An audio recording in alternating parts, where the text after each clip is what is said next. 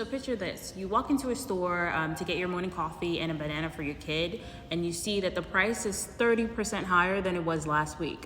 Well, that just became a possibility as of this morning. As of 12:01 a.m. today, new tariffs were implemented, which is affecting a ton of countries. So think of coffee, think of bananas, think of seafood, think of wine, think of even pet food. These are some of the biggest items that will be mainly affected by the new tariffs. Now, when you hear the word tariff, just think of taxes. Almost all of these countries already had tariffs implemented on them, but some of them did go up. So an example would be Brazil. Brazil was originally at a 10% tariff. Now they're at 50%. And then we have other countries like South Korea and Japan that was at 10% and are at 15%.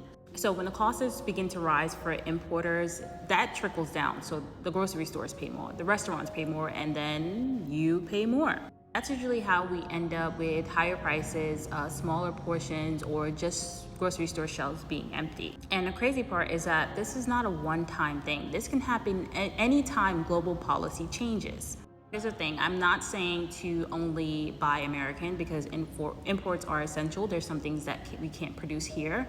But what I am saying is you can start by protecting yourself by knowing what grows locally and eating more of it while it's in season. That way, part of your plate is safe during price jumps like this. Now, don't get me wrong, you don't have to do a full overhaul of your life and only shop local, but you can swap one thing, one important item for something that's grown locally in your community. That's one habit that builds a safety net for you and your family while also supporting small farmers. My name is Jamelia, and I own an online farmers market called The Woods Hub, where we take the guesswork out of shopping real food. You never have to worry about what's in your food because we make sure every ingredient is something that you can trust. We are small, but we're still growing, and our mission is simple, to get people's trust back into the food system while also supporting US-based farmers.